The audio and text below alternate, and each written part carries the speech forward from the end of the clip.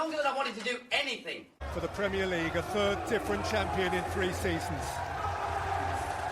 Title-winning Arsenal captains, a line of succession that led to McClintock, Adams, Vieira, and now Merton Odegaard. Second, and now first.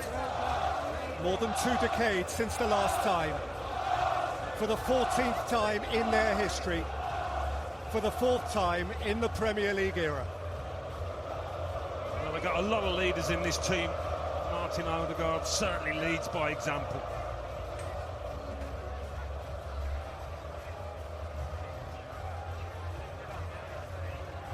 It's a heavy old trophy.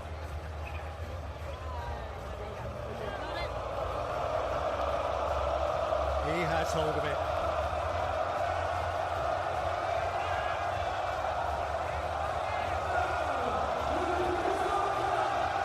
In 2026, the champions are the Arsenal.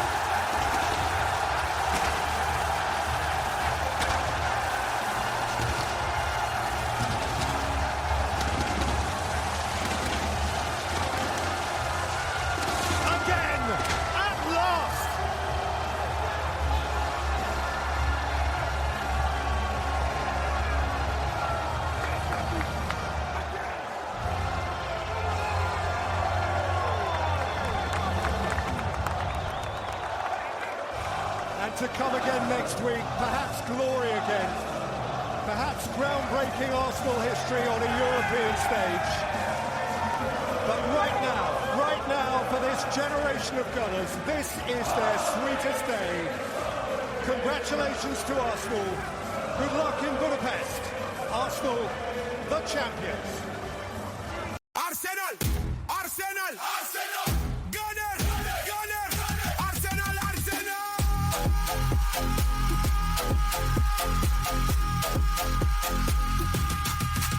David Raya! Martinelli! Lisandro Trossard! Calafiori! Michael Merino! Hicapie! Bukayo Saka! Gabriel Magalhães! Zubimendi! Ebergese! Julian Timber! Victor Gyökeres! Saliba! Odegaard! Mosquera! Ben White!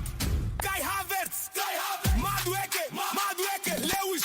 Skelly! Gabriel Jesus! Respete los rangos! El rey ya llegó! Rise! Es Arsenal!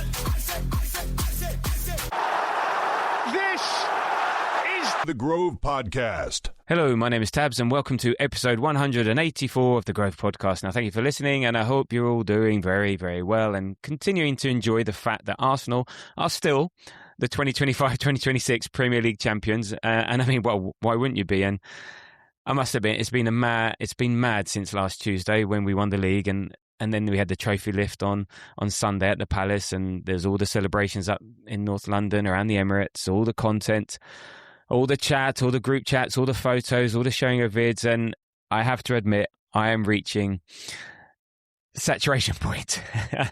I'm actually exhausted from being so happy all the time. Living through it all, either through my own experiences or vicariously through everyone else's. I can't seem to help myself from scrolling through all the videos and pictures. But I think there's only so many Arsenal endorphins that my body can take at the moment. And I feel like I need a little bit of a break before going again for the Champions League final and the parade. And if we win the Champions League final, God, heaven help us. And if there's such a thing as an Arsenal-induced celebration coma, then I think that might come our way. But until then, I'll just have to manage, and I'm sure we will. And I may just have to ration myself to just the 5 hours of Arsenal content per day. And whatever, don't ask me what else has been going on in the world or with my family. No idea. Not a Scooby. I just hope that by the end of this, I'm still married.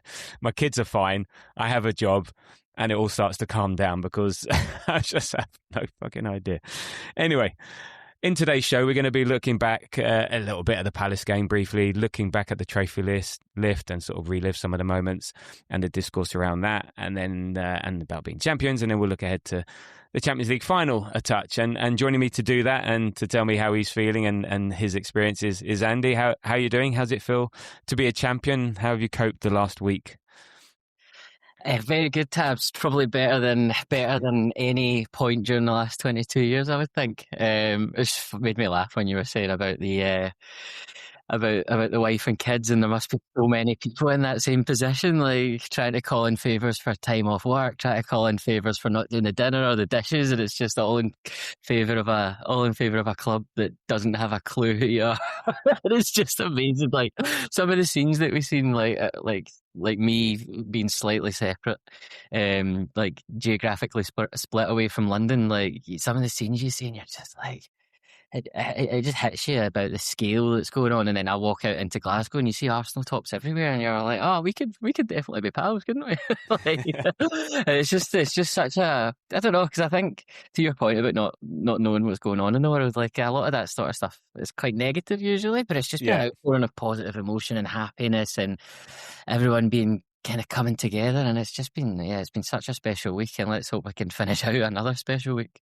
No, indeed, and my rule of thumb is ask for forgiveness rather than permission. Yeah. It's easier that way. Exactly. So there we go. And look, before we get on with the main pod, just as a reminder, and it does seem to work because I've forgotten or done it badly the last couple of times. But if you're enjoying what you're hearing, please leave us a nice little 5-star review, subscribe on the podcast apps on YouTube at the Grove AFC. It does help with the listener numbers and the algorithm and so on and spreading the word. So we do appreciate it. We do notice it, and if you've done so already, and if not, pause for a couple of minutes, go and do it, and then come and join back into the pod. Right, so back to Sunday, and I just want to sort of look a little bit, at Palace Way, a lovely sunny day in South London. In fact, all of London, all of the UK is melting. A game that was meaningless as far as these are the teams' league position was concerned. A game where both teams have a European final on the horizon, and the main objective was to play it out and avoiding any issues. So, what were your thoughts before that game? Sort of what sort of lineup you were expecting to see, and then just in terms of how it played out, the game. No, exactly that. You're kind of just going in and you're just hoping to just get through it without injury. And one of the things it was, and kind of in addition to trying to get through it without getting any injuries or trying to kind of expending too much energy, was just this thought that I was like, I'm so glad we're playing this at the end of the season when there's nothing on the game, because historically Crystal Palace is a difficult place to go. I'm not so sure. Yeah, the train network's terrible. You're such a dad. But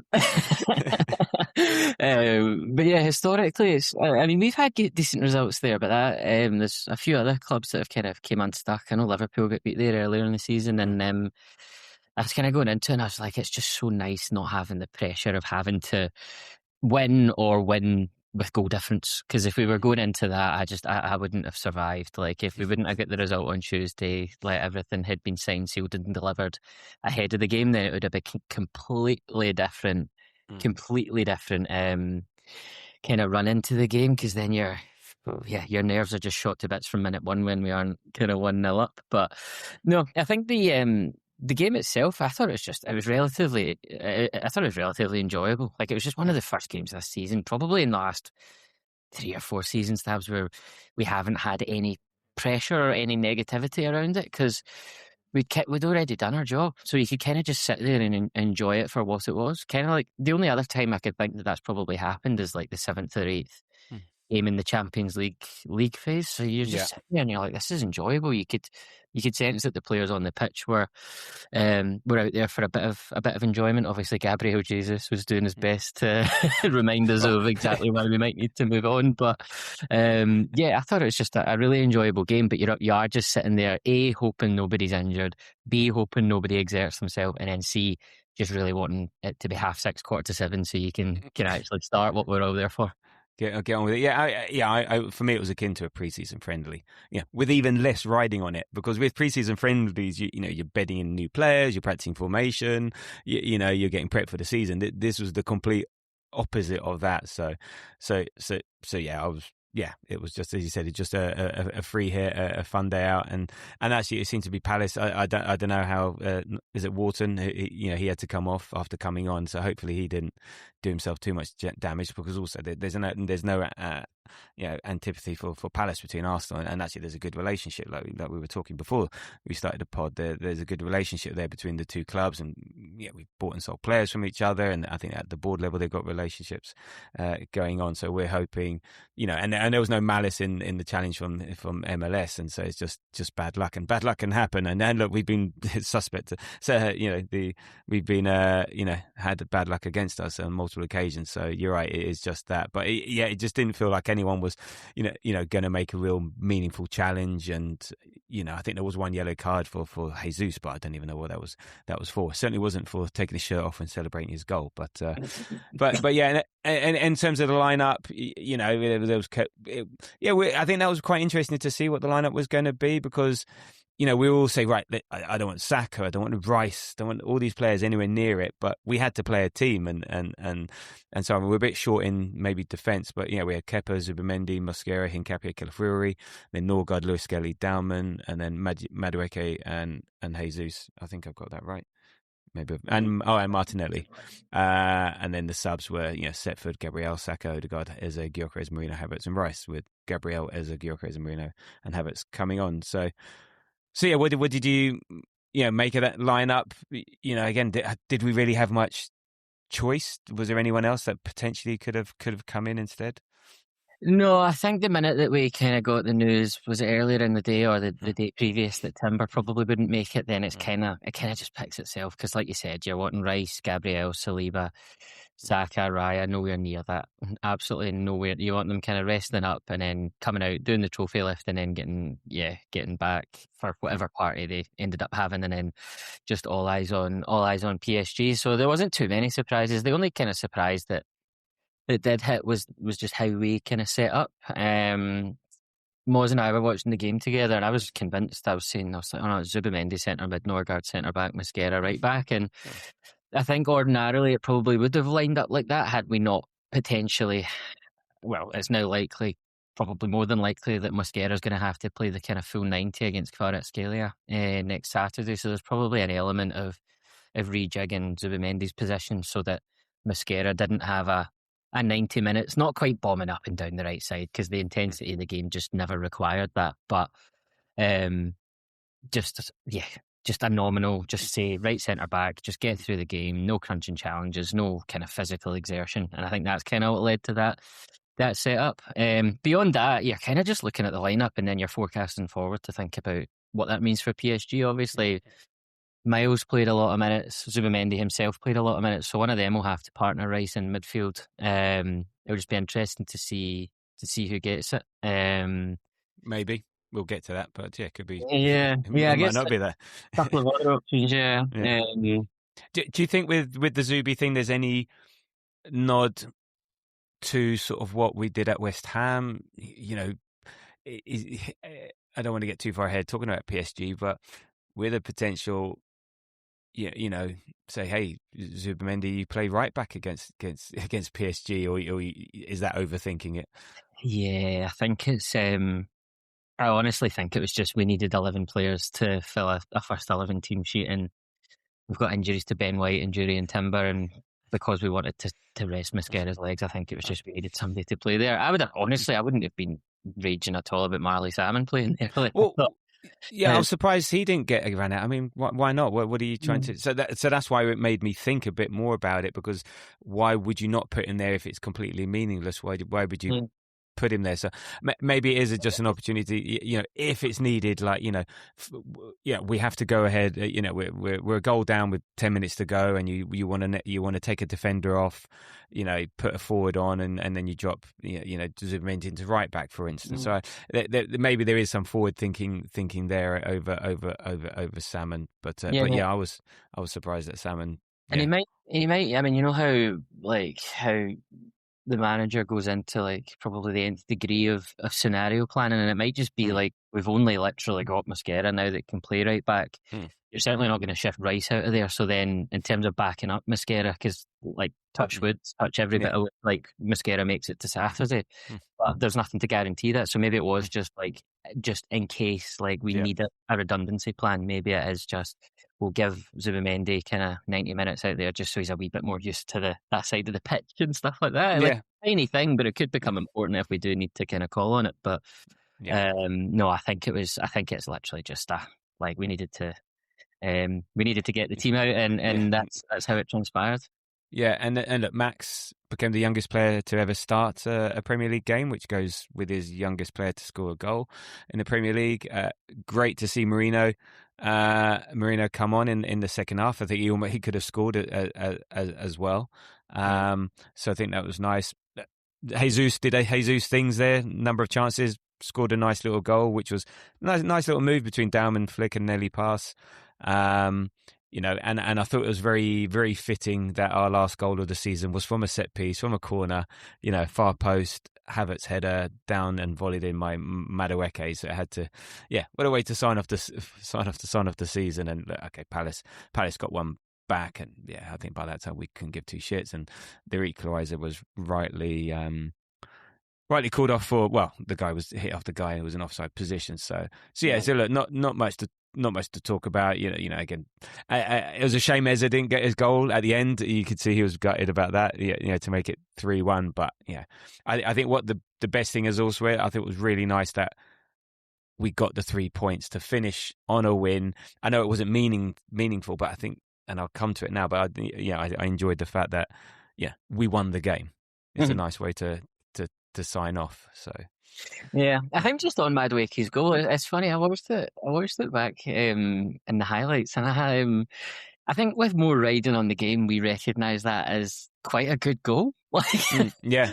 Piece back post headed back, and he connects with it well. He finishes it well. It's just because nobody gave a shit. Everyone was just like, "Oh yeah, like it's 2-0. Like just get on to the exactly. Let's just get on to the trophy lift. Because half the time I was sitting in the game trying to listen to what the fans were singing.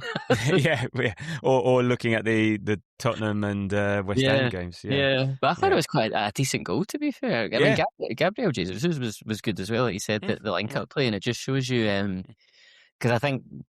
For me, maybe not next season, but long term, like Max's position is that kind of right attacking midfield position, and to see that link up play as the kind of pre assist, like the assist to the assist, I think is incredibly important to see him like actually delivering in that part of the pitch, because we've all seen what he can do out wide. It was really good to see that. He didn't even look when he had to play the pass. It was just off the cuff. It was kind of nice. I thought it was a really good goal, that first one. So that means, okay, so with the win, we finish on 85 points, so nothing to be sniffed at, and that's with plus 44 goal difference. Scored 71, let in 27. We over 38 games, we won 26, drew 7, lost 5, and City finished on 78 points and 42 plus 42 goal difference. So, I think when it didn't feel so comfortable how the season panned out, but actually how it then finished is exactly how the teams were in a way. Like, we finished our last 5 games, win, and theirs was draw, win, draw, loss. Again, the final game of the season, and you read what you want into it. But in a few years down the line, no one's going to be thinking about the nuance of it. They're going to say, well, Arsenal won that sort of relatively comfortably, 7 points and plus 2 goal difference. I think that's really nice. And again, everyone's going about the worst league in the world this year, whatever. But we scored more points than Liverpool did last year, and apparently Liverpool were the best team since sliced bread. So so it's I think it's a really nice way to finish off, and just to have that little bit of just extra bit there. And look, we're 14 points above Man United, who only played 40 games, and in fact I think. What was it overall this season? We've won more games than they've played. 25 points above Liverpool, 33 above those clowns from Chelsea who thought they were title contenders after beating us 1-1 back in the autumn. So I think the table looks pretty good for us. I think it ended up as it always does, how it should do. Yeah, for sure. And I think it can't be understated when you do see that gap. And it is just back to that point that we've talked about a couple of times, like how quickly football changes. Yeah. Like you're never as we felt we were miles away after that Man City game. And if I was if we were to have spoke and said we're going to win this league by 7 points and it's going to be done and dusted before the last game of the season, we'd all laughed at each other. We'd been like, "I'll have a bit of what you're smoking," kind of like that tweet when you put the 40 million plus a pound on for Luis Suarez. But I just looked at it and I was like, that does look incredibly comfortable, and it doesn't necessarily tell the story of the last few weeks, but I think in general it probably, like you say, it reflects the performance of the team. And had we not had, which hasn't really been referenced at all in the last week, and I'm happy about it because we don't need to, but had we not had the length of injuries that we've had, the club with the second most injuries in the Premier League, had we not had that, we'd have probably had this shown up in April. Do you know what I mean?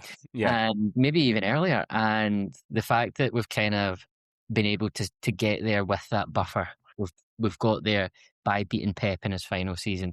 We've got there without any sort of points deduction or whatever might come out of this 115 charges thing from City. I think it's all optics, and it's like, regardless, we would have won the Premier League and nothing necessarily changes in the outcome, but the optics for like rival fans, even the optics for ourselves, I think changes massively with how the points difference and the fact that we've beaten them kind of fair and square, and Arteta has been able to have one over on Pep before he's been able to leave. Because I think you'll never know, but I think he would have I think they were trying to touch on this in the Sky coverage as well, Jamie Redknapp. Like, you'd never know whether it would have annoyed Mikel, but I feel like it would have been one of those things that he would have liked to have ticked off. I'm pretty sure it is. You want to beat your competitor, not fair and square, but fine. If you know your competitor's cheating, you beat them, then it's even extra kudos and stuff like that. And so it's.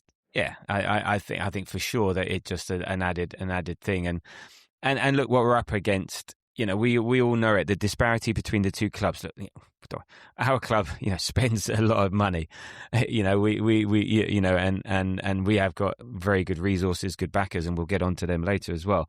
But when you compare us to City, like, and I think we're like, I think I mentioned it briefly on the last pod. There's a 90% correlation between wages and winning the league, and ours is not an underdog story as such, but it also could potentially be seen as that because we're 4th and 5th in the Prem in terms of wages. I think Liverpool pay more, even I think Tottenham pay more, Man United pay more. So we're not quite there, but their wage bill is about 80 million a year higher than us, and that's the equivalent of 5 Sakas on your books. Now imagine we had 5 times Bukayo Saka in our team. Well, we'd never have him in the team at any one time, but you know what I mean. But so if you look at that and the backdrop of the sports washing and what we're contending with, irrespective of the 115 charges, whatever they get thrown at, I think I'm pleased that we did it. Look, had they got banned and had whatever happened before this happened, I would still take it because you're cheating and so get lost. But this is even sweeter for us that even with your cheating, eventually you still can't. They dropped 100+ million in just like that in the winter. To bring Semenyo and Graham. Semenyo, if it wasn't for Semenyo, they would even be nowhere near us. And they were able to dismiss like Reinders that they bought last year and Marmoush that they bought last winter and stuff like that. So the thing is not just what they spend, and then people talk about net spend as well, which is not a thing. It's just the ability to just dismiss stuff. So they can spend 70 million on someone. No, rubbish. Well, let's go and spend another 70 million. Who else? No one else can do that. So I think it's great.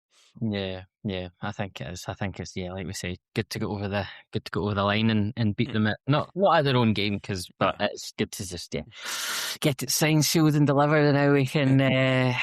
But yeah, I don't know how much you're wanting to touch on it, Tabs, but I was like, while we're on Man City, I was. Did you see any of the fixtures? Not fixtures. Sorry. Did you see any of the footage from the Man City Trophy parade yesterday? I saw some of it. I'm happy to go there. I'm not going to go too big in it because we know they're a tin pot club with no fans, so I didn't expect anything different. Yeah. But go over. And then I saw the really weird stuff afterwards in the inside some sort of arena or whatever. But anyway, tell me your thoughts. I wasn't. It's not necessarily like to compare reactions to titles and things like that, because I mean, I think if we were as successful as they have been over the last 10 years, that you might stay similar. It's just like this is a reaction to 22 years of nothing. But what I was kind of thinking is,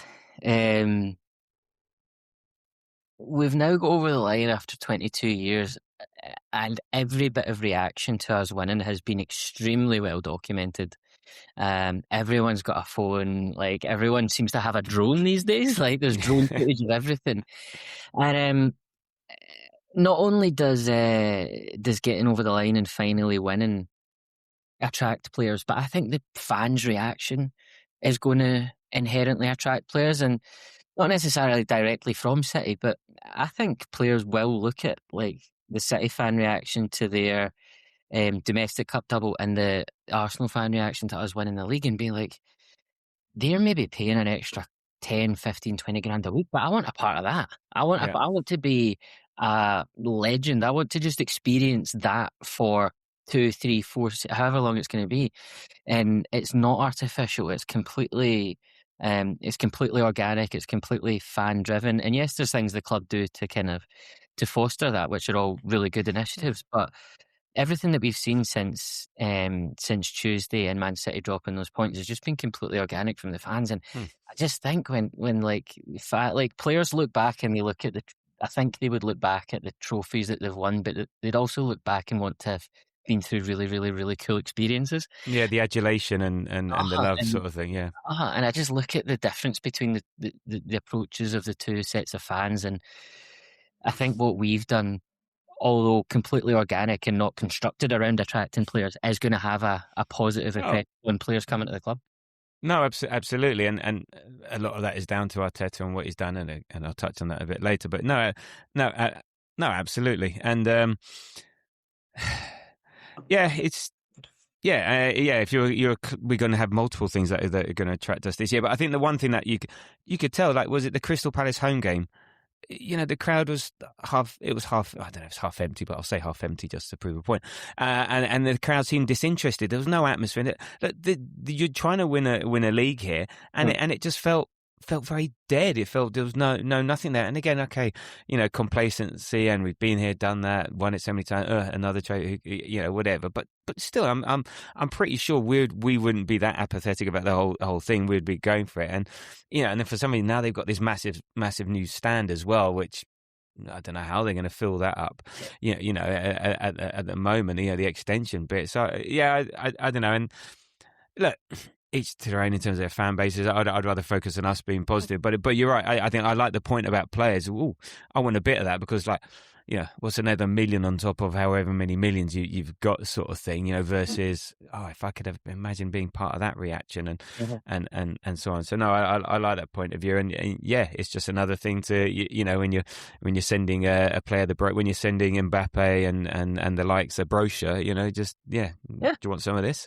Yeah. And there you go. So, so look, on the season, so I've got some stats here, and you can react as how you want on these, or stop me if there's anything. So everyone knows about these 0 red cards. By the way, City did the same. So yeah, so it's not like we're the only ones that get affected. But anyway, 0 red cards and 0 penalties. And look, granted, we could have had some given against us, but that's how the season goes sometimes, and especially when you win it, things just go your way. And we've had our fair share in previous seasons of pretty shitty red cards and penalties, you know, especially last season. So, yeah, evens out over a period of time.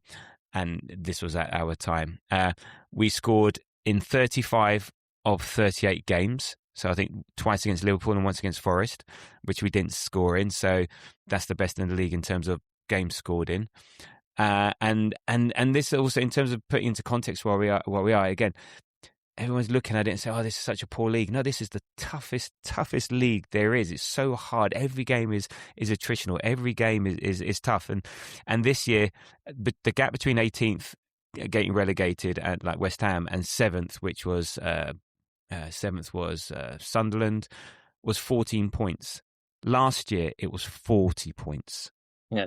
So that you know, that's unbelievable. You know, and as far as Arsenal's concerned, we got the most points, most wins, fewest losses, fewest goals conceded, most clean sheets. We're the second best attack. We're top of the table home form and away form.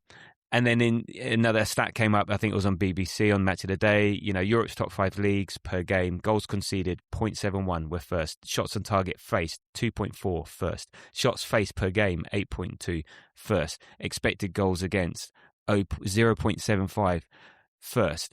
So look, and I've got some more to come as well, but we lent into our strengths.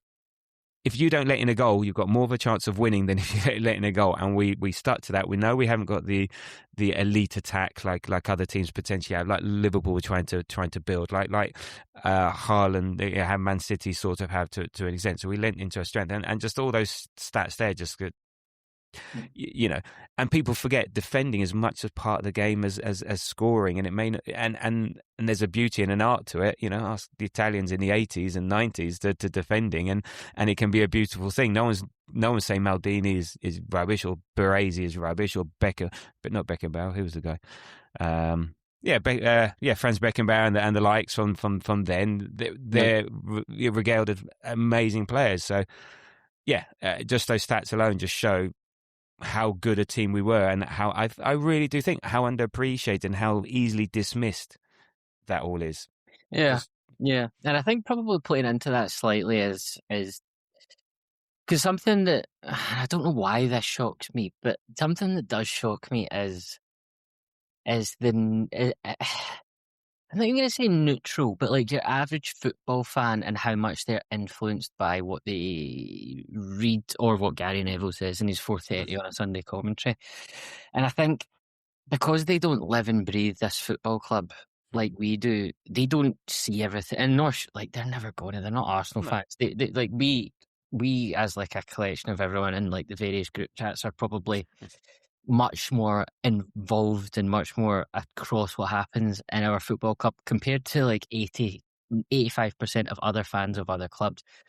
But I think there's always been this thing hanging around with Arsenal about they play nice football and they're kind of small and like they're intricate. And I think there's a little bit of that hanging over. But I think now that we've won it, I think it will change. I think we will get our plaudits for the way we defend, and I think, to be honest, I think we're going to change that next season. I think he'll see how much of a gap or a strength we have in the defensive side of the game, ball recoveries, getting back into position.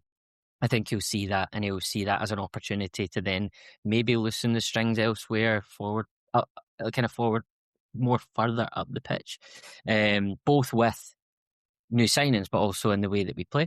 I think this season, like we've referenced a couple of times, was just about getting over the line, and however we did that was going to be a success if we managed to do it, and we have done it now. So I think we will see a bit of a pivot. But I think in terms of getting our plaudits and stuff like that, I completely agree that I think this is the hardest league, and it's the hardest this league has ever been. Like the players that you see rocking up at, I mean, Bournemouth are maybe a slightly exceptional case, but the players you see rocking up at newly promoted clubs, the players that you see playing for Newcastle who finished 12th, they were in the Champions League this year and they finished 12th. They've got some issues of their own, but like it just screams the quality in this Premier League. So you can't have this is the best league in the world and it's a really, really good league, and look at the strength of, look at Aston Villa winning the Europa League, but then also the team that win it are a joke. And it's just, I think it's just a bit of a reaction to who Arsenal's identity, what it used to be, a collection of people, including some in the media, not wanting Arsenal to win. But I think now we've done it. You've probably seen some of the change in the way that Mikel Arteta has been spoken about over the past week is insane. He's now this god, and like we all joked about it happening, and it's like, the light bulb stuff drawing on the whiteboard, that'll be an inspirational thing once we go over the league. But I expected it to happen over a couple of months. You've seen it within like the titles of like the Telegraph and all that, and on Twitter and Sky and stuff, and it's like Arteta this, Arteta that. He's the greatest manager. They've not said that, but it's almost like he's this inspiration. And if only other clubs stuck by their manager like Arsenal have done during the difficult times. And like I think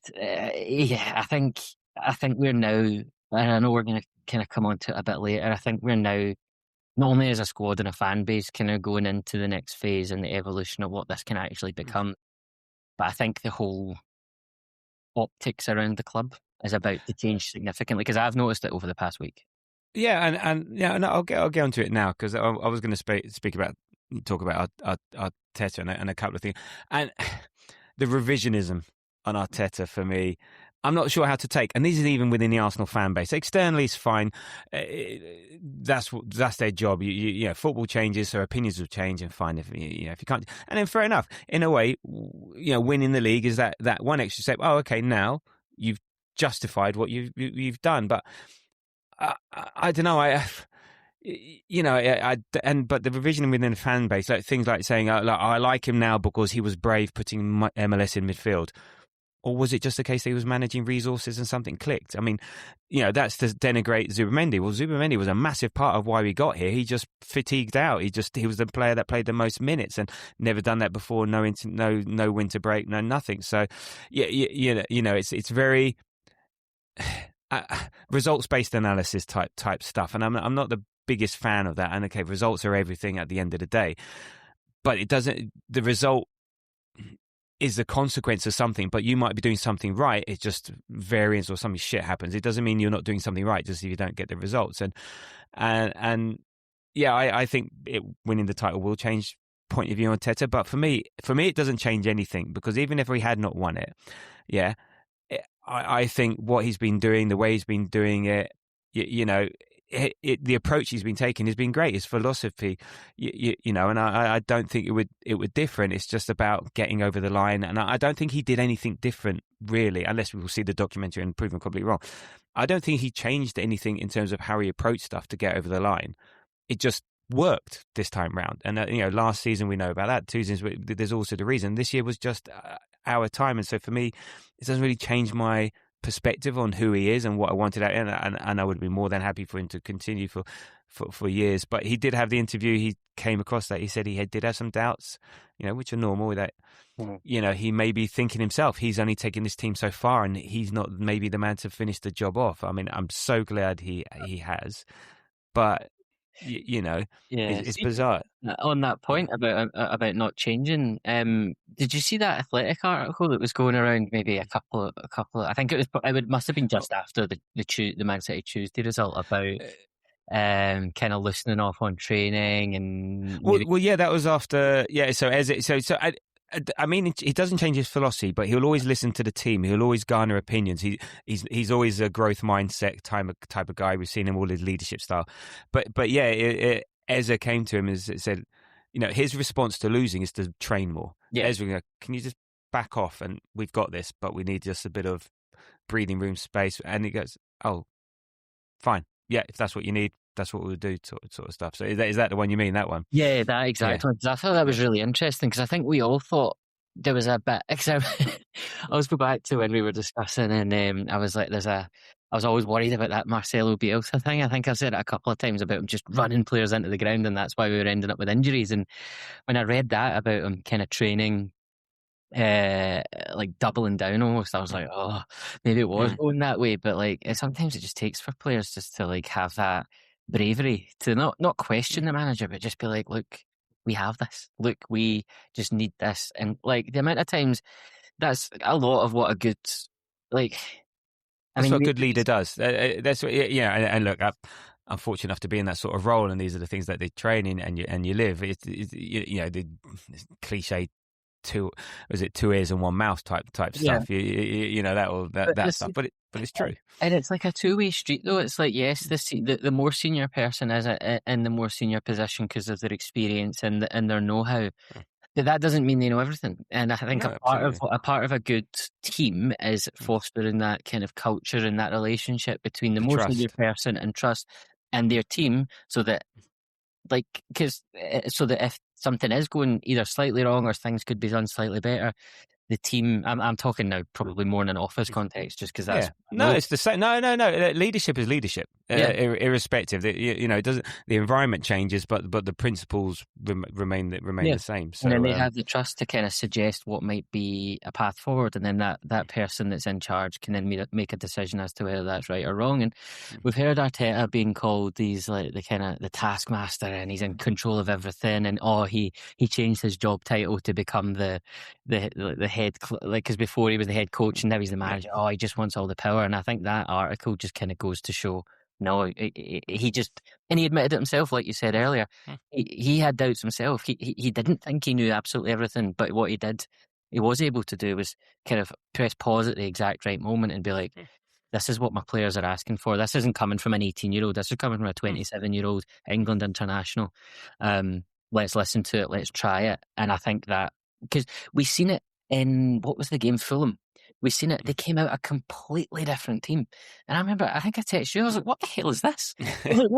We were just struggling to put passes together against Newcastle the previous week. And nothing in the tactics changed, nothing in I guess the lineup slightly changed with MLS coming in midfield, but it was more a mentality shift, and it was just like a release of pressure. It was a release of I don't know, it's just like just the whole approach. Just a freedom, and that humility there. Humility again in leadership is a massive thing.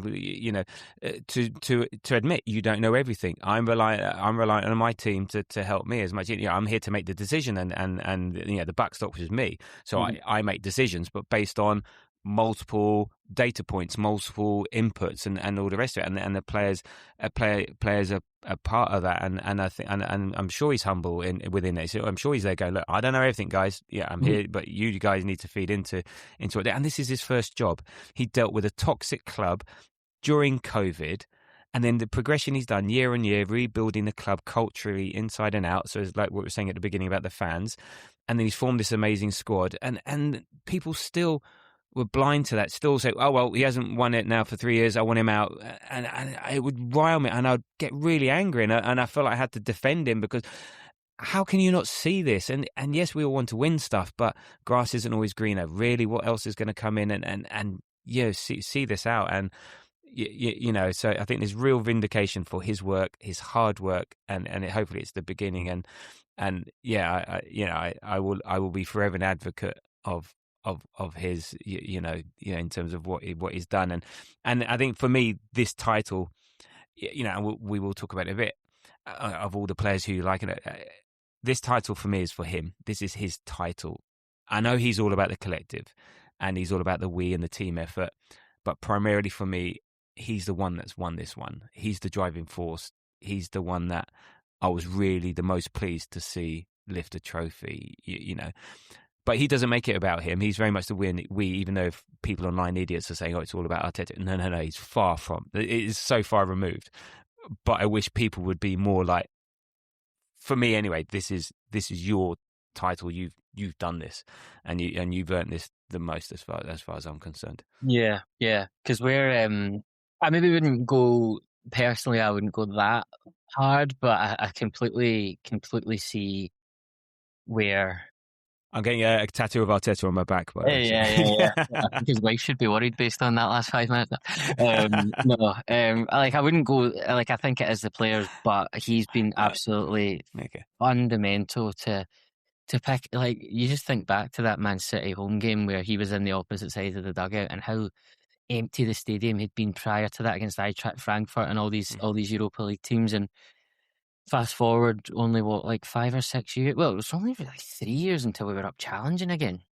And then it's taken us 6 years to get over the line. But to continue and to have the belief in yourself and the belief in your players that, from day one, that your strategy's right and your plan is right, you just need to kind of keep implementing it, keep going, to have the resilience to keep coming back when you're fighting against massive clubs with massive funding, and you're getting injuries, and then all these other things that are happening. Then you've got a referendum every other week out on your job. It does just speak to a special kind of character to then have the leadership, both looking upwards but also down for his team.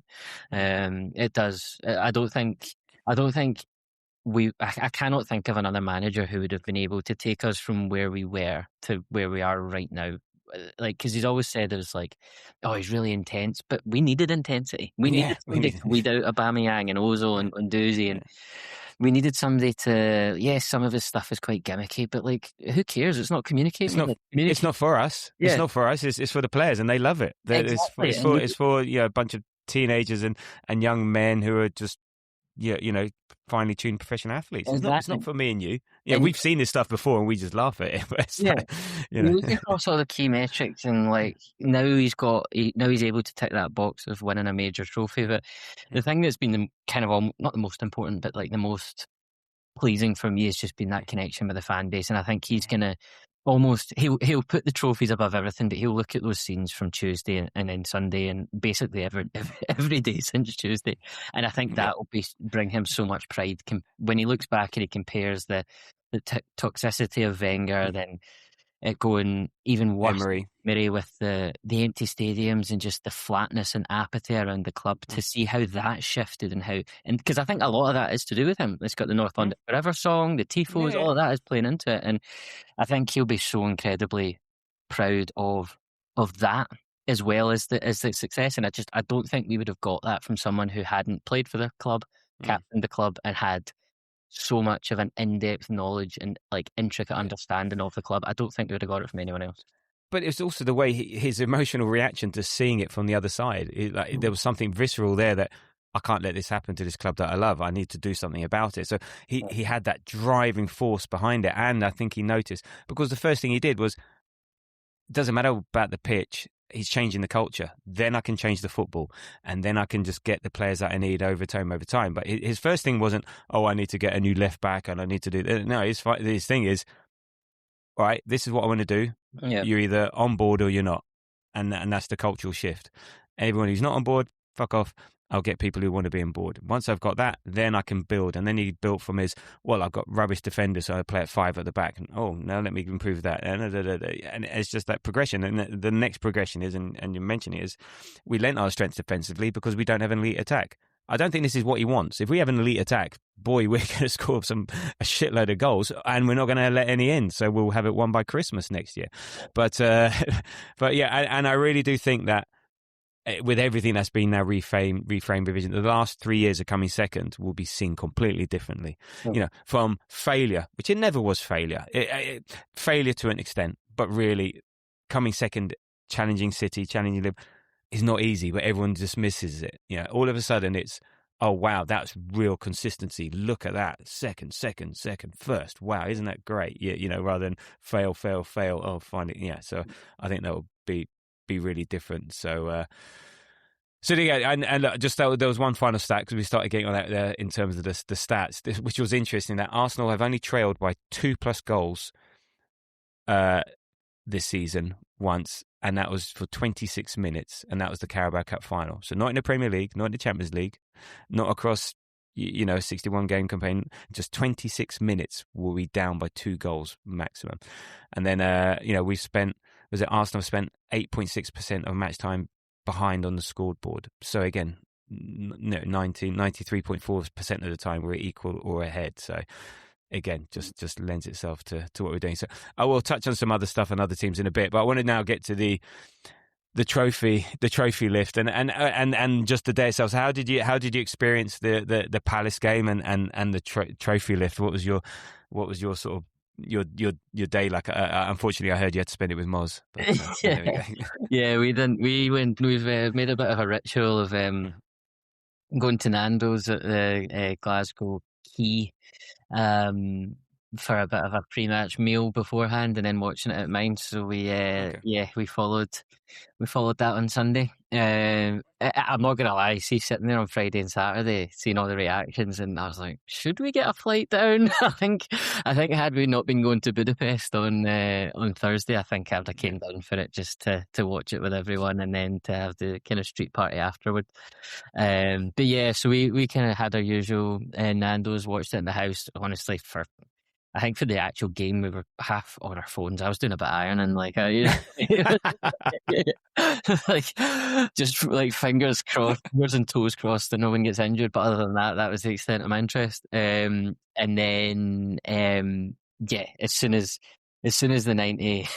Well, actually, I'm sure you want to talk about what went on with the Sky coverage in between. It's like it's probably a bit of us just being like, we just want to see the trophy, and like all they would have shown us was either some kind of former footballer talking about Arsenal, which we A, don't care about, or B, they would have shown us the Crystal Palace trophy or kind of end of season announcements. But I was just sitting there and I was like, I don't care about these like, do you know what I mean? I don't care about all these. Well, unless it was 1-1 and Everton were banging the door down trying to get a winner. Yeah, but, I was just sitting there. I was like, can we get this over and not get the trophy left over? But I was like, can we get all this middle bullshit over and done with? We were just sitting there, like the TV volume went up and up and up, and then it was kind of feeling like it was building to a bit of a crescendo. And then when you seen which I thought was also a really nice touch, when you seen all the backroom staff and the kind of I'm assuming it's people that work in the stadium and stuff coming out in the third kit. I thought that was a really nice touch, because it's kind of like the kit is emblematic of the team, and it kind of shows that they are they're not in the first team. They were obviously wearing the red, they don't play the games, but it shows that they're part of kind of one team, and I kind of like that when they came out, because you don't get to know who these people are, and they're not on. No, but it takes everyone. We just see the 11 players or the 15 players or whatever, but behind the scenes, just so much goes into it, and even more so now. Not back in the day. You have a masseuse and a kit man, and that was it. Now it's just everybody. It just takes. It just takes. They say it takes a village type stuff, and our village was on show. But even then, they had all the parents and family out there. Piers Morgan, what the fuck was he doing there? But anyway, that's another thing. But all people associated with the club and stuff like that. So it's that whole family feel. And I'm sure this is not unique to us, but it's lovely for us to see it and for them to be on there. So yes, the focus on the players, but it's great for them. Yeah. I'll get onto your highlights on the trophy lift but for me, met up with sort of fellow Grovers. So I went up to North London. We went to the Hercules to watch it, but we knew the pubs would be rammed. I think Tollington sold out the day before within seconds. The Gunners pub, and the 12 pins, there were queues for big queues from like about 10 o'clock. And so I we said, right, we need to get to the Hercules for about 10:30 to make sure we get a table, get in front of the TV and enjoy it. And when I got up to Holloway Road, it was like they say 10:30. It was like a match day. It was literally like a match day. The amount of Arsenal fans out there walking around in shirts, the atmosphere, it was nuts. And then we got to the Hercules, and oh my god! And the seat that we had, we're in the back. If you know it, we're in the back room. There's a big glass atrium type thing in the roof, and it was like a fucking sauna. There was no windows. The aircon was poxy. We sweated so much that when that wrinkly stuff you get, when the tips of your fingers wrinkle, we were sweating so much that all our fingers were getting wrinkly because it was just so hot. Do you know why just a fun fact? Do you know why your body does that? Go and tell us, enlighten us. It's an evolutionary response so that you have better grip underwater. Very good, very good. I feel like the deep from the boys now. Okay. Anyway, I hope not. No, God, he's terrible. Anyway, yeah. So it was just so hot in there, and we were in there from 10:30, 11 o'clock, and I think, oh my God, it's a long game. The game's not there. The game's not on until 4 o'clock. So I bought Scrabble. So we had a game of Scrabble for an hour, just to kill time. And then people kept them coming in, and it was a good atmosphere. And the bar was really good in terms of putting tunes on, and there was a lot of crowd atmosphere, and a lot of singing of Arsenal songs and stuff like that. But it was just an immense atmosphere. But just then waiting and being there all day, and then having a few drinks and whatnot. And we actually had to go outside to get fresh air because it was just too hot, and you just coming in and out. It was unbearable. Then we watched the game, and we watched the trophy lift, and so that was cool. And then after that, we then met up with some other Grovers, and we went to the stadium. Now, so people who saw Tuesday night, all organic, no one around. What happened yesterday? On Sunday was the police were obviously more aware of what's going on, and also because people are drinking all day, it felt like there was going to be a bit of a different vibe. You know what is it? All day drinking, and then as soon as the trophy lift is over, they spill out onto the streets. And unfortunately, even within us loving Arsenal fans, there's the odd dickhead around there and walking on. Was there a bit of trouble? No, not trouble. But the atmosphere just felt a bit different. So everyone's boisterous, but it's just got that I've been drinking all day boisterousness, on top of it, and stuff. And it just felt a bit different. And I don't know, it was just something in there. Nothing happened. It wasn't no trauma. It felt a bit different. But also, then the police presence was there. Now, look, this isn't anything. The police weren't doing anything wrong. They're trying to control it. But their presence then also then. It's they're in, when they sing, well, if you're observing the experiment, you're making a difference to the experiment. Just the police being there, and I walked past someone, I heard someone, you're here meant to protect us. And, so you already got people who are just anti-police with an aggro sort of thing about that. So what they did, they actually shut off access in various routes to the stadium. So if you were coming from Finsbury Park via the Tolly, you couldn't get there, and via under the bridge, you couldn't get there. If you're trying to get there from like where Holloway Road Station is, which was basically rammed with people, the traffic had to stop. Basically everyone spilled onto the streets, and either side just couldn't go anywhere. So the police were stopping them there. So then people were getting angry, why are you stopping me from going in there? So what we had to do is walk all the way around to sort of where West Drayton Station was and where the bridges are and the big Arsenal concrete sign is, and then they'd let you in there.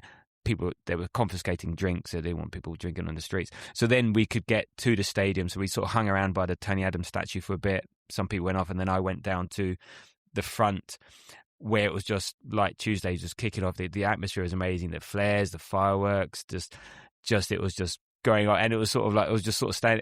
I wasn't participating. I was just like watching it, taking it all in, and like, I'll go in 5 minutes. Like 2 hours later, still there. Yeah. It was just so absorbing, and then chatting to random strangers and just hugging and all the rest of it.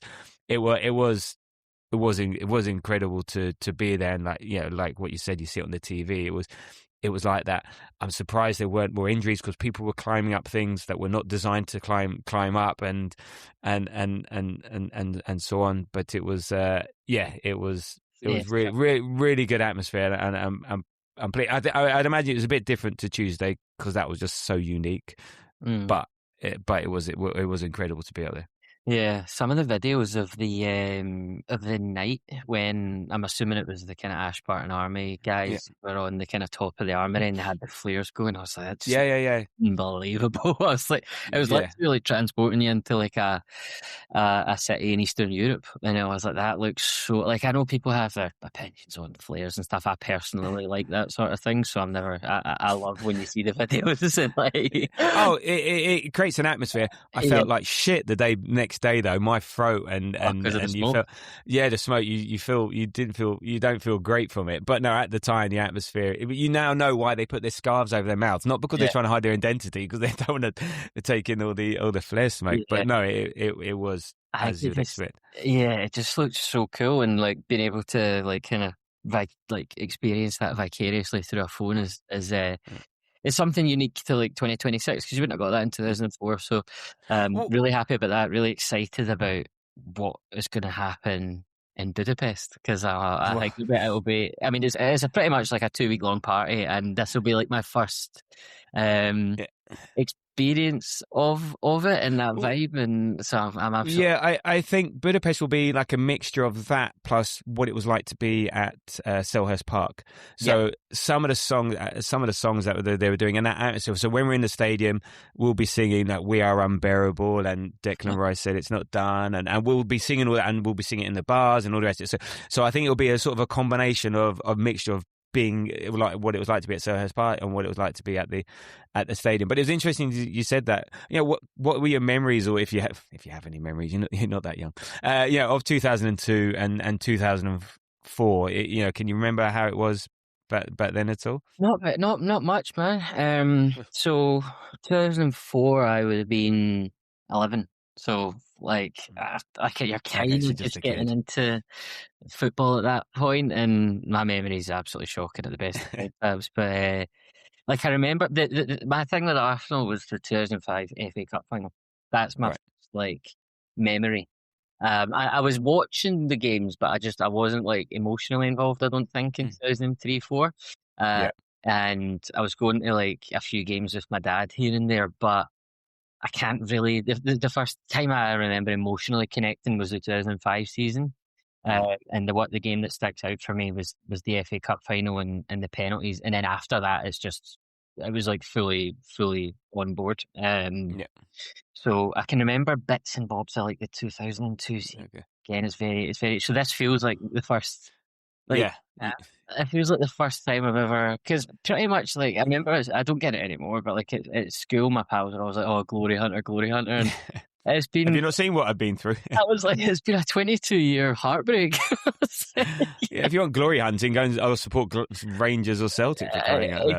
Exactly. So yeah, it felt like this has been like the first jumping off point for me. On a side note, and I have to mention about Scottish football because I saw this the other day and I don't know if you know about it. So sorry, we're not talking about Arsenal for 2 minutes. The Motherwell sponsorship deal. Have you heard that story? The drug dealers. So they thought it was like Homes Direct. So they thought there were a couple of contractors, and they ended up being drug dealers who sponsored Motherwell Football Club. Yeah, they were also. So it turns out they actually were also a home renovation company, but they were just like putting like millions and millions through the books. Which is classic. I don't imagine you've ever been to Motherwell, but it's not the nicest of places.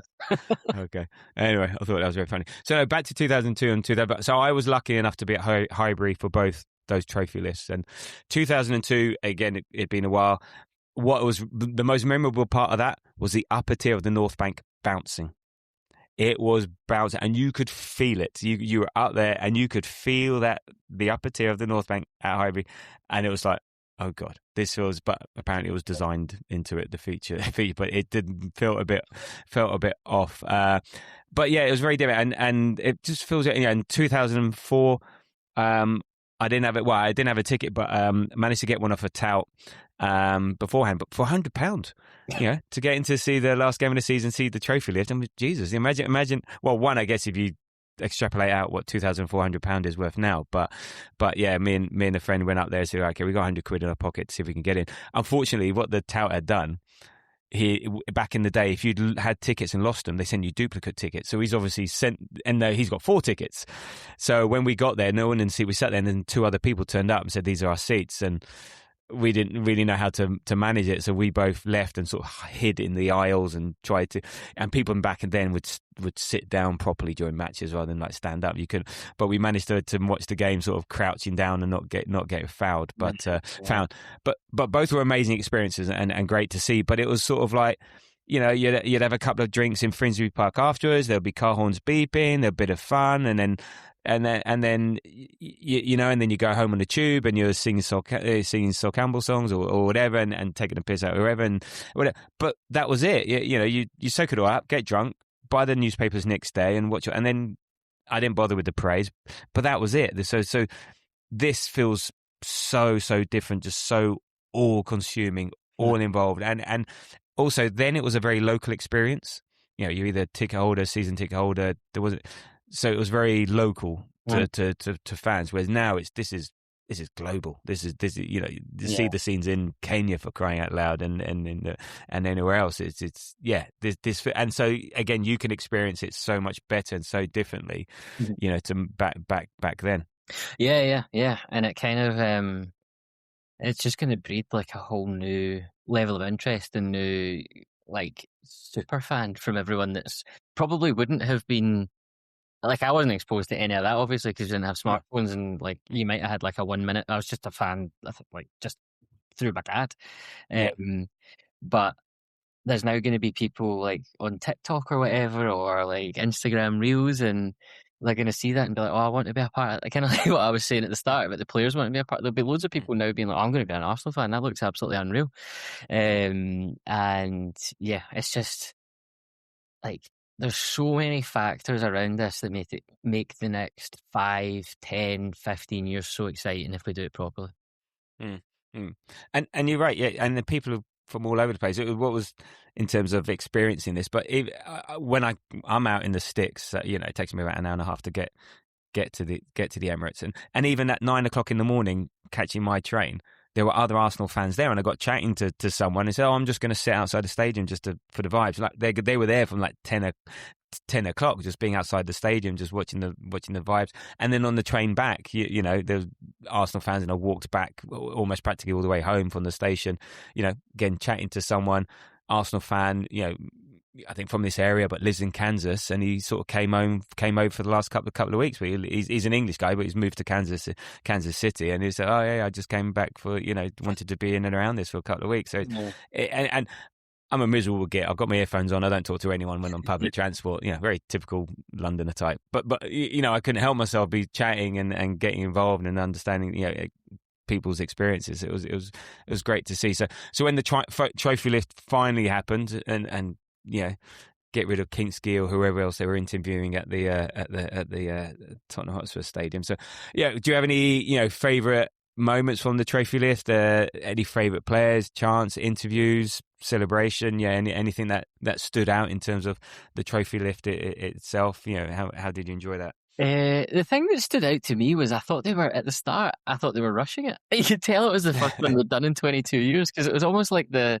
announcer person couldn't keep up with the next player. It was like, oh, Gabby's here, oh, Marino. Do you know what I mean? It was like, I think other trophies that you've seen lifted, it's like this person's up, they get their medal, and then they go off to the kind of platformy bit, and then the next one comes up. It felt as though we were just so excited and so in the moment that it was like 2 or 3 players going up at once. But no, from there, just absolutely loved it. I think my highlight, you probably know what my highlight is going to be, is just seeing that beautiful man, Bukayo Saka's face. Like,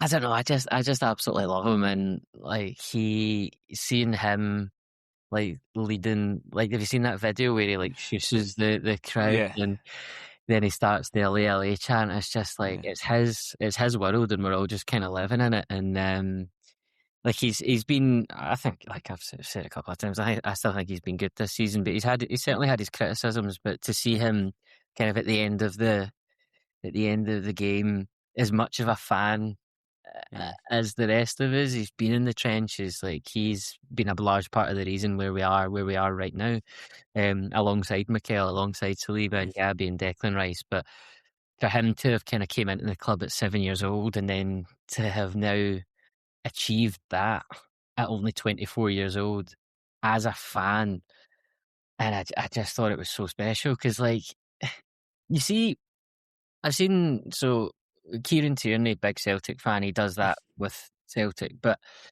I'd never thought, I don't know why, I just hadn't really thought about it, I just never thought we would see something like that from an Arsenal player.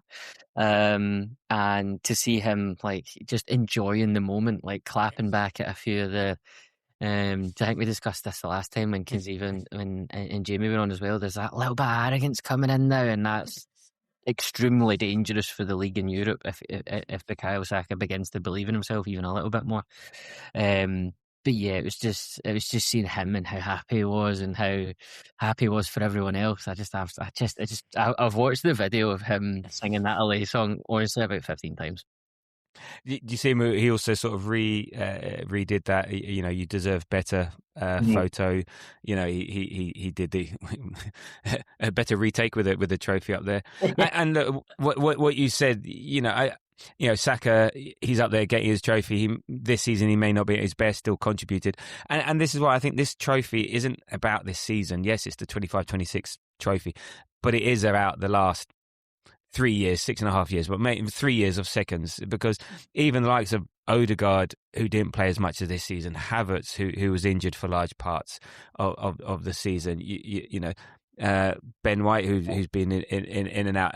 This trophy, I think, is more about those last 3 feet and all the people that have been there along the way. So even like Jesus, he's there, and you might feel like, oh, what did you do this season? It's not about that. It's what you've done in the past to get to this point. It's as much of that, this build up. So I think it's great for them, and that's why in a way I'm really pleased that Odegaard got to lift the trophy because, again, a bit like Arteta, so many people easily dismissing him, wanting to move on because he's a couple of injuries. But they forget he was player of the season for 2 seasons in a row, prior to this, and he's a massive important player for us. And I think he's just been unlucky this season with injuries, and I was really happy to see him get to lift it, have that moment, because I think as a captain he represents the club really well, speaks really well for us, and there's always the talk, I should get Rice in, and that's very Tony Adams-esque, that's very old school, but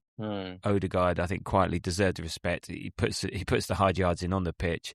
He's got quality this season. He's been unfortunate not to show it, but I was also pretty happy for him. And what about my favourite part is, did you see them all joining in their own songs?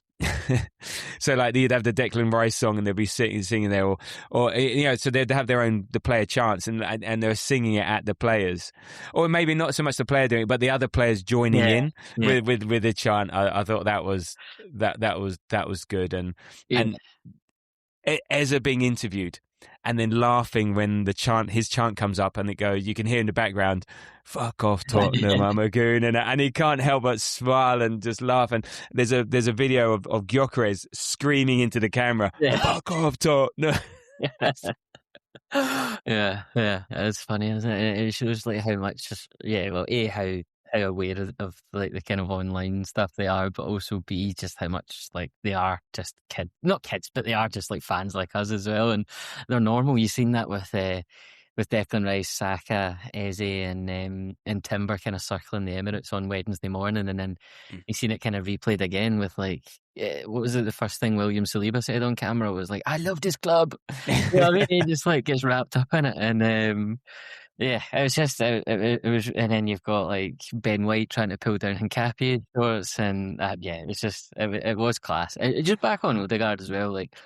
It is good to see it, because I think, just to add on to what you were saying, like, he was leaving Madrid, but he at that point took a chance on us. Like, he took a chance on Arteta, and he took a chance on the project that we were building. He probably had 3 or 4 different offers. He probably could have went to Bayern Munich or whatever, because I think they were interested in him before he went to Madrid. So the fact that he kind of seen this in his future, and he was like, I want to be a part of that, for him to kind of come full circle and actually achieve it, is a really, really, really good thing to see as well, because he could have went elsewhere, and we might not, to your point, we might not have been here, like, had he not done what he done in he's not done a huge amount this season, but had he not gotten us there in the past couple of seasons, then we might not have signed Declan Rice. Do you know what I mean? And it's those kind of sliding doors moments that happen, and it's just a massive. I like what you said about it's a 25-26 title, but it's almost like the 2023 to 26 title, because it's like we wouldn't have gotten here without each one of those incremental steps throughout that journey. Yeah, and another one that's that Rice feels like he's been an Arsenal player all his life. The way he was joining him, he was one leading the "Go on, let's throw Arteta up in the air." And it was weird seeing Arteta in a red. It was weird seeing Kepa, Raya, and Arteta in Arsenal kit, because he's just not so. Kepa was gloves on, by the way. What was that about? Yeah, and Raya had his gloves on. Yeah, well, maybe he knew he was going to. He was going to throw Arteta in the air, but there was just so much to watch and enjoy from it, and you just have a big smile in your face, and you say, oh yeah, there's that, and you spot things like that, and then there's bits behind the scenes, and they both people coming in and out, and just all of it, and you're just so happy for all of them.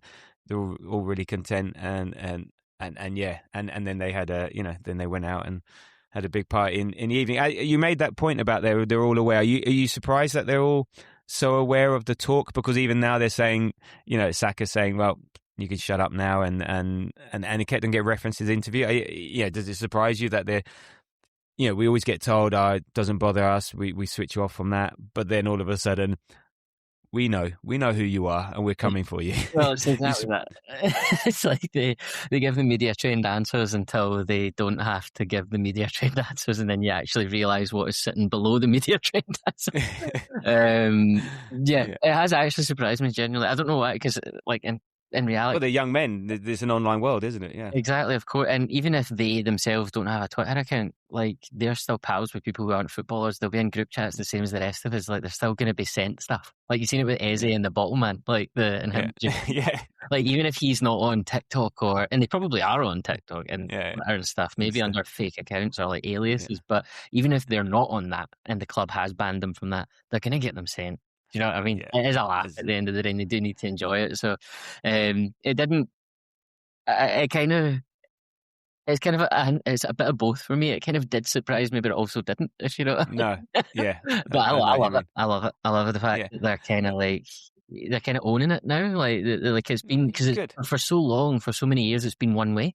It's been Mm. let's criticise Arsenal, let's criticise these bottlers, let's criticise these players, and obviously Saka's had a lot more to deal with as a result of the England penalty shootout. So it's just been constantly one way, and they haven't been able to clap back. They haven't been able to bite back because they haven't won.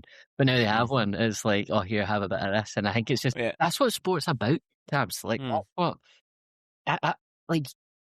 This is why it sets itself aside for me in terms of like the form of entertainment from like films and stuff. Because you've got this emotional side, you've got this human element, and it's like,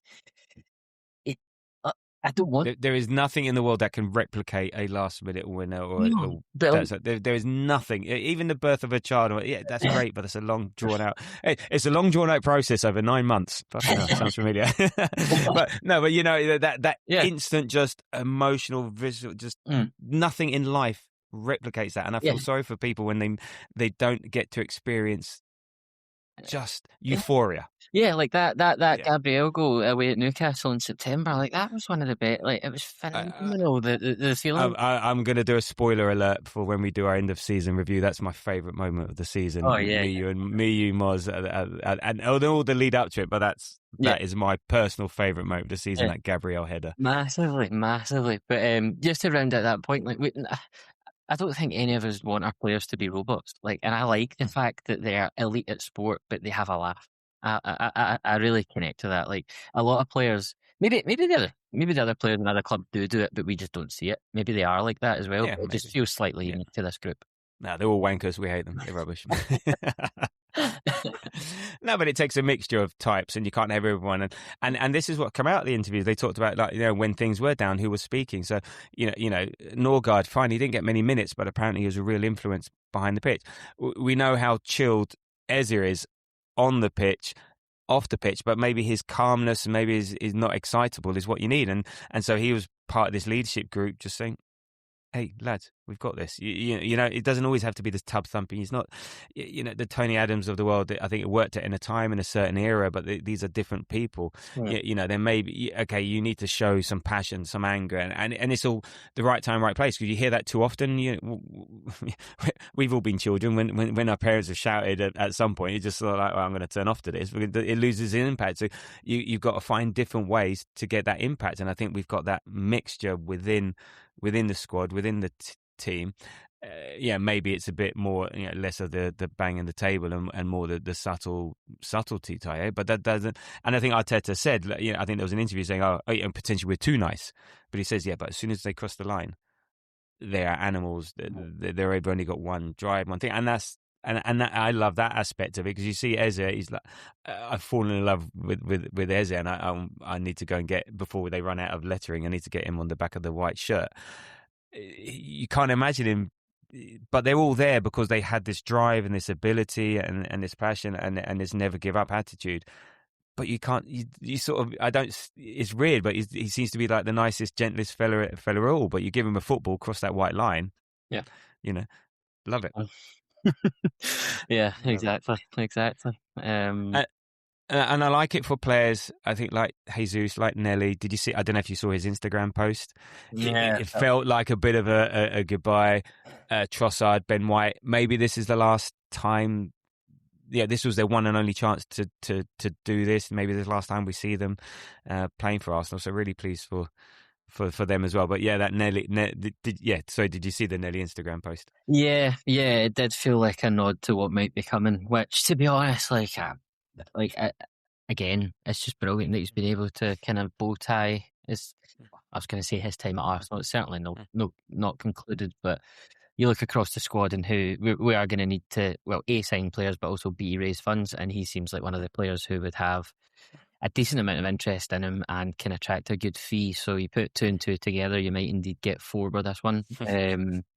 So yeah, I think again, it's a really good way to end it, because I think he might have been one of the players to leave anyway had we not won, and if we don't win had we not won on Saturday, like he might have left with only, was he around for the FA Cup? Probably not. He might No, have a trophy. I don't think so. No. So it's good to them just again put that kind of bow on their time at Arsenal if he is to. Yeah, because and for me, like I'm a massive fan of Leo Trossard. And I think he's probably also in a similar category. I would love Leo Trossard to stay if we just have a much better left winger and he plays that. Yeah, it wouldn't surprise me now, given that. But look, we can worry about that in the summer months. And look, just one final thing on this thing, and maybe this is a nod to the Cronkies. Because boy, do they know how to win! You know, they've yielded, what is it now? So the LA Rams won the Super Bowl last few years, 2-3 years ago. Denver Nuggets won the NBA basketball. Colorado Avalanche won the Stanley Cup, which is ice hockey. Colorado Rapids won the MLS Cup. So 3 out of the 4 major sports in America that they've won titles, and the Colorado Mammoth won the lacrosse championship. So well done. but still, they know how to win. Now, unfortunately, they don't do going back to back. So maybe Arsenal's the one to change that. But yeah, what have you made of the Kroenke ownership? And we Kasiva last time was really good in terms of they talked about how they strategized and how they planned it, how they planned this out, and stuff like that. So it's what have you made of the Kroenkes? Well, it's interesting, isn't it? Because it's I mean, I don't think anyone would thank you for saying. Well, actually, maybe they would. No, I was going to say would thank you for saying they've done a good job. But, I mean, you think about all the noises and all the messages that were coming out before they took full control of the club. And they were like world's number one enemy for the Arsenal fan base. And what they continually said was, why would we enrich Alisher Usmanov by investing? And he's not potentially going to invest. So all we're going to do is increase the value of his stake. And to me at the time when was that, like up until 2015-ish, yeah, it was just like a red rag to a bull, because we'd moved to the Emirates and we'd have to sell all our players, and we'd seen this gradual decline, and there was always this thing about like, once we get full ownership, then we'll invest, and they've kind of done that. Like they kind of have been true to their word, as far as a billionaire can be true to their word. Like they've not been miles off it, and like you. It seems like from the interviews before and after the game that the Stan is certainly still in control, but it looks as though day to day it is Josh's club, and he seems to be a real fan. It kind of came across in the All or Nothing documentary about how he did actually seem to care, and I know they're all kind of polished interviews and they probably have talking points and stuff, but it did come across as genuine, and that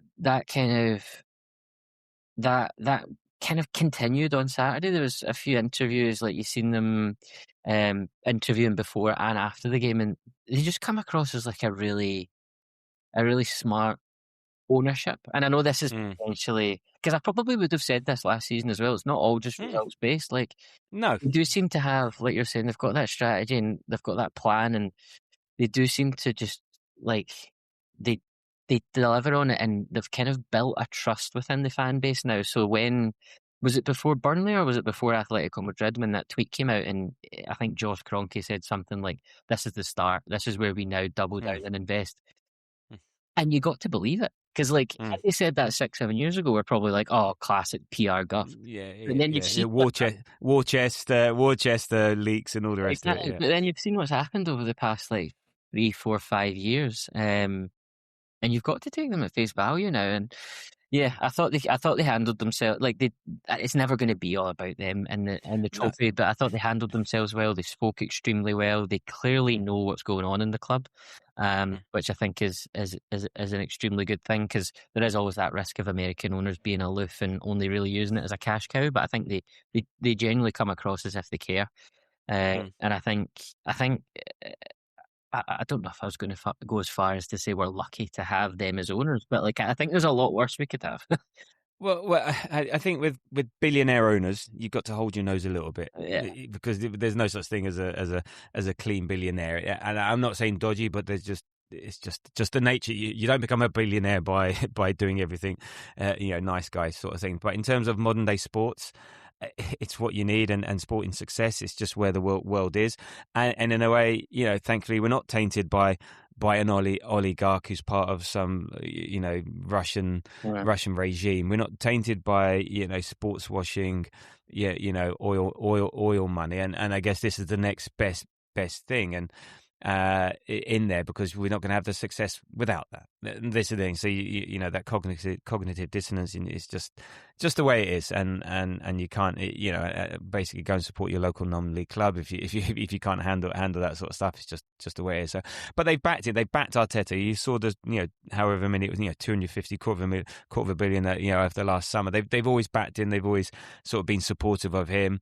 They could have thrown the baby out with the bathwater when things weren't going quite right, but I think if they stuck to their strategy, stuck to their plan. I mean, a bit like LA Rams. I don't know about the other clubs, but young managers, Sean McVay for the LA Rams, there's a certain energy and a certain passion about him, and he's a massive reason why the Rams are success at NFL, and they're all every year favourites for the Super Bowl, a bit like Arsenal favourites for the Premier League on a regular basis. So I think they seem to know what they're doing, and they are interested, and look, there was an interview today, and sort of he put out this quote, which I thought was sort of says a lot. And he goes, and this was Josh Kroenke on whether the second place finishes affected his confidence in the manager. And he says, there are lots of different ways to answer that question, but to me and my father, I think that winning at the highest level is a process, and it's not just something that you can flip a light switch on and go try and do. You have to really put together a plan over a number of years, and you also have to be aware of the competition around you. And there's some incredibly strong competition and some very smart people, historically great teams here in the Premier League. So just putting that group together, knowing the competitive spirit that they are, allowing them to grow together and allowing them to fail at times, I think is part of it too. We came close in different championships in the United States, and sometimes you have to fail before you can succeed, and I think this group really took that to heart. So it's again, and this is to my point, Arteta, if the plan is correct and the process is correct and the strategy is correct, success should eventually come, and then maybe it's 2 steps forward, 1 step back at times, but trust the process, and this is it, and I really do think this is just the beginning. This is the beginning. This is the end of the beginning. And I'm really looking forward to it. So the next trophy we're going to win is against PSG on Saturday, apparently. So look, I mean, it's becoming real. The ticket appeared in the app yesterday, and so we're sort of thoughts are, I think, rapidly turning to Bucharest. The travel, you're Budapest. So did I say Bucharest? Oh my God, Budapest. You're going, I'm going. There's a few of us going. And it feels so. So you were saying, so you would have been about 13 when the last one was on. So so again, maybe your recollections aren't so great. But I lived in New Zealand at the time, so I watched it in the morning. We lost, and then had to go to work, and so I was a bit distant from it and able to move on quite quickly. But given to what we've just said about us winning the league, this is going to be so much fun, so good, because now that we've won the league, we can really enjoy this, and it feels like the semi-final was ages ago. Yeah. But yeah, how much are you looking forward to the trip, the experience? Just being there. We're going to be going to the Champions League final. Yeah, massively. So yeah, I think so I'm a September birthday, so I would have been 12 for the last one. So I remember watching that though with my dad and his ex-girlfriend at the time, and his what would have been my stepbrother, and he was a Man United fan, and we went 1-0 up, and I started singing, and he started celebrating. The naivety of youth. I know, he celebrated the 2 Barcelona goals, and I've never wanted to hit somebody in the face more in my life. So anything, Tabs, anything what happens on Saturday is going to be better than that experience. I just remember being so livid. And then there was always that kind of the fear about Thierry Henry going to Barcelona as well. I know he didn't go till the season after the next season, but it was such a horrible experience. So anything on Saturday is going to be better than that. But putting that aside, it is going to be just phenomenal. And I think what's happened over the past week has massively taken the pressure off the fan base. It's massively taken the pressure off the players. And I think throughout this whole season, there's only really been, injuries and nerves were the only really 2 things that were going to trip us up. And we're kind of arriving into Saturday in decent form. Like, we've barely conceded a goal in what feels like months. 1 goal in 5, basically. Yeah. We are coming in with a fan base who is now ultra energized and ultra pumped, and everyone in that stadium, PSG's fans are really, really good, but everyone in that stadium with an Arsenal affiliation or an Arsenal colour on is going to be singing their heart out. And we're coming in with pretty much a full strength squad now that Mourinho's back, apart from Timber. Like, fingers crossed, toes crossed, everything crossed that he's not going to play, but like, it would be great if he was able to do something. But I think it's almost like it just, me and Moz were watching there was an Arteta interview on Sky after the trophy lift, and we just turned to each other and we're like, we're winning this. Like, I have never been more convinced. And I will admit, Tabs, I'm now on the down slope, so I've now been looking at the temperature at 6 p.m. at kickoff time in Budapest, and I've been like, oh no, it's 30 degrees. Like, we're going to... It's 7. It'll be 7 p.m. I think they're 2 hours ahead. So hopefully... No, it's 6. Oh, is there only 1 hour ahead? Oh, okay. Yeah, It surprised me because I thought it was dead far east. It's 6. Yeah.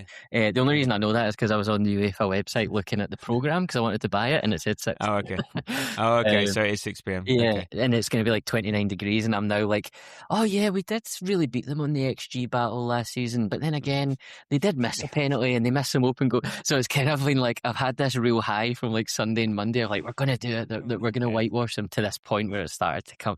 And I'm like, oh, no. But no, just to tie that up, I think like being out there with you and everyone else, and kind of seeing a bit of Budapest and kind of having that couple of days beforehand to just enjoy it and kind of catch up and have a few beers in the sun, and then roll into Saturday and know that we don't need to win, but if we do win, it just puts the bow tie on probably the best season that I've ever had. And it's such an opportunity that's sitting in front of us, and I'm just so excited. Yeah, I mean, I like the fact that we're just all part of the build-up. You know, we're talked about, you know, we've won the league, and the fact that we won it on Tuesday, so it means everyone can party, the players can party, you know, so we can have a proper lead into this, rather than imagine if we had to play a proper game against Palace, and then you get over that, and okay, if we win it, and then you can celebrate, but you can't really properly celebrate because you're back in training the next day, so in a way, is it this season everything is just falling just the right way for us. It's at the right time, you know. And I just love the fact that we're part of the discussion. You know, we're in the Champions League final, which is the biggest game in club football in the world, the second biggest game in football after the World Cup, and you know, we're part of the press staff, we're part of the Champions League chat. So this is massive. So. And because we've got the league in the bag, and I think we don't win this, we don't have a chance of winning this without winning the league. I think, because I just think that it just. I don't. Well, of course, you'd have a chance, but I just don't. I think it just wouldn't be. We've got that monkey off our back, so we can get in there with the freedom. And if we do lose it, you know, doesn't take away anything from our league title, so we can still enjoy and celebrate that. And you can imagine the fans still singing champions and having that. Yeah, disappointed, but I'm not going to think there. But yeah, it's just nice to be part of it, and it just feels surreal being there. It won't be until we're in Budapest, you know, until you've got your ticket in your hand, that it feels real. You know, until you've done your walking tour, it's not gonna feel anything. But in terms of for a river cruise with some Aperol Spritz, mate, what's happening? That's going to be messy. But so. Just a couple of things, just before we close out, just 5 minutes. What do you think is possible against PSG? I know you're confident, but now you're on a bit of the downward, and yeah, what do you think is possible, and who do you think are the key decisions in terms of lineup for us? So Park and Timber, I think the defence picks itself. I think it's Calafiori at left back, by the way, just over. Okay. No, but it's an interesting decision because they offer different things. I think Calafiori's underrated defensively. I mean, that scorpion block that he did, and that one game, but yeah. Anyway, sorry, carry on. Yeah. I think it's Calafiori at left back. I mean, the key thing for me, there's two decisions, and it's around who starts up front and around who starts in midfield with Declan Rice and Martin Odegaard. Because I know you. I'll maybe let you come to that, but no. If Marino was fit, he would start for me. Yeah, pure and simple. I'm much more, I think, in the. But he can't. He won't start. No, I don't know. So he half a game against Crystal Palace in what's 4 months? Nah, it's too much. A good closeout player. He might be good to close out. Anyway, your decision is between MLS and Eze. And no, MLS. Oh, and Zubimendi. MLS, Eze and Zubimendi. I don't think he would go Eze and Odegaard, but I 100% think Odegaard will start. Yes. I think MLS should start. I think he will start. I think I genuinely think we're at the top table of European football. I think you put your best foot forward, and I think the team that we've been over the past 4 or 5 weeks, we've looked our best when MLS has been playing. He's not a shrinking violet. He's not going to be overawed by the occasion. He's played in the Bernabeu, he's played in the San Siro, he's played in whatever Atletico Madrid stadium's called. Metropolitano. Yeah. He's not going to be overawed by the occasion, and I think I would go MLS, and then up top, I would go Trossard and Saka, and then up top, I've kind of flip-flopped. Before the Burnley game, I was 100% that it would be Kai Havertz, and I think it probably will be Kai Havertz. But I also, which is an absolutely mental thing to say considering where I was on the player like 2 months ago, I wouldn't be surprised if it was Gyökeres, No. What about you? Yeah, no, Havertz up front for me. I'm going on what Arteta would do. So I'm still torn between MLS and Zubimendi. The performance, a couple of years back, but the performance Zubimendi put on in the Euro final, coming on for Rodri. He's rested up now, and he was a massive part of why we were the best team in the world back in the autumn. Yeah. Okay, so I love MLS, and he's got the bravery and stuff like that. I think, because he thinks about finishers and starters and the way the game pans out, I think he will start MLS over Zubimendi. Zubimendi will be a good finisher to have, and the same reason why Gyökeres is a better finisher, not football in terms of coming on as a substitute. You've also got to think about penalties, and who would you rather have on the pitch at the end, Havertz or Gyökeres? If it came to Havertz, but yeah, okay, yeah. If both of those are staying up to take a penalty, you're 100% certain Gyökeres will score. Yeah. We've seen Havertz; he scores, but the one against Leverkusen or something like that. So there's all that to think about, and again, Calafiori to start. Especially if we don't have Eze, a bit more creativity in there, and Hincapié is a good closer. Also, Zubimendi starts because something happens at right back. He's then an option. I think he becomes an option at right back, unless he does something with the two left backs. So would you? Would you go Kepa or Raya? Oh, fuck. Well, Kepa's earned his spot, hasn't he? He's played a few Champions League games. He played in the last game against Palace, but he let in a goal. He didn't look very convincing. I don't think Arteta will ever make that mistake again that he made in the Carabao Cup. No, but there we go. So yeah, that's where I'm at. And there was an interesting thing. The Sun gets something right every now and then. There was a good thing that we both watched in terms of how Arsenal approached the game, and this is why I think Marino in there. I think. If we did have Marino in there, just in terms of to front up against, what PSG can offer, and he's not a defensive person, but I think just something what he terms in terms of physicality, his technical quality. I don't think he'll be phased by it, but also he's a goal threat. I don't know. I think if he was fit, he would start. It just feels like he's a very European player, European style player for Arteta, but I don't think that's going to happen. But again, could be a good finisher. But in terms of how we approach this, there was a really good thing there in terms of tactically, in terms of how we need to press 1-on-1 against PSG when they start to recycle it at the back and put them under pressure and shut out outlets in terms of making sure everyone's man marked. But that's only on occasion. We don't go. Yeah, don't know. How do you see this panning out? I mean, for me, 1-0 to the Arsenal sounds very doable, and it also sounds like what it might be. But I think all results are possible, and I think even penalties, and I think it's just going to be down to the margins. Something's going to go for someone, and it's not going to go for someone else. Yeah, exactly. What was I going to say there? I kind of lost my point about what I was going to say, but it's so hard to. Oh, that was it. Like I thought that was a really that video that the Sun. I thought that was actually really interesting, and that's kind of what triggered my my fear when I seen it was 29 degrees at 6 p.m. when we're kicking off, because that's not guaranteed how Arteta's going to set up. But I think regardless of whether it's something like that or something different, Declan Rice is going to have a very energetic game, and running around in 18 degrees is massively different to running around in 29. So, and I know it's kind of like 29 degrees for both sets of players, but with how we play compared to how PSG play, I think it's potentially more negative for us. Massive if Hakimi's out. Apparently Hakimi's touch or go for them, which would mean they played Zaire Emery at right back against Bayern in their away leg, so that would be a massive boost for us. How the game will go, not got a clue. Not I honestly, I think I'm going to watch, just out of interest and as part of the build-up, I'm going to watch the both legs from last season. Not that you can really read too much into it, but I mean, there's just so much context there. We've played them relatively recently. We kind of beat them on the stats for whatever that matters.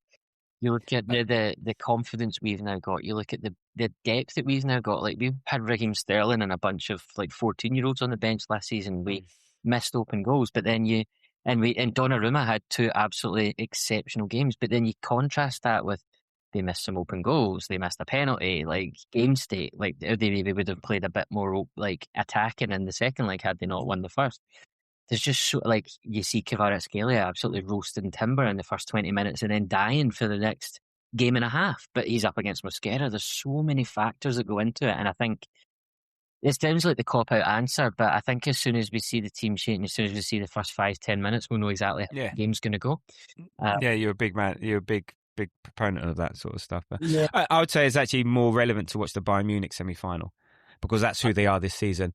Yeah, right. Yeah, from this year, rather than watching us, because we were a different team. We were playing on fumes with 12-year-olds. So Marino up front. So it's I would say it's not the same. I would suggest you watch a bit of the Atletico Madrid to see what we are, and then you watch the Bayern one, because they give up chances. Yeah, that's one thing they do. I mean, they give. I mean, there were 3 goals up in that Bayern Munich tie, and so they give up chances. But they're also very dangerous. So that there's an opportunity for there. But look, we'll do a proper sort of preview, from Budapest, in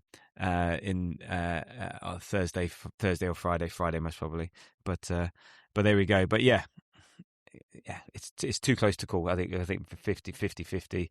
So yeah, 5-0 incoming. Oh, could you imagine? Yeah, get to 3-0 half time, and then we can just sit there and just get the deck. I know I would not be comfortable at 3-0 because PSG can go. And yeah. Anyway, we'll worry about that later. Look, well, I was only expecting this to be about 40 minutes. Anyway, an hour later, an hour and 20 later, hour 40 in. Thank you, Andy, for joining me. Always a pleasure to talk. I love chatting with you about all things Arsenal. Yeah, not a problem, mate. Always a pleasure. Never a chore. Looking forward to seeing you on Thursday or Friday. Indeed. And look, thank you for everyone who listened, who's made it this far. I hope you all enjoyed it. More Arsenal content to burn your eyeballs with or burn your ears with and stuff and so on. I hope you found this a little bit different and enjoyable. And look, you can follow us on Threads, Blue Sky, Insta, TikTok, YouTube, and Spotify, and Apple at The Grove AFC. Like, subscribe, comment, leave us a nice little little rating. Really appreciate it. And as I said, next pod will be from Budapest with Ian, aka Ask Cannon Picks, and whoever else cares to join us. And it won't be from a party boat, Andy, unfortunately. Sorry about that, on the Danube. But as much, well, you can dial in from the party boat, but I won't be able to make it. And there we go. All that leaves me to say is thank you again for listening. Keep enjoying this moment. The title win, the build up to the UCL final is happening, and we're all living through what is a very special time for Arsenal to be an Arsenal fan. And it could be even more special come Saturday evening. So until the next time, come on you Gunners.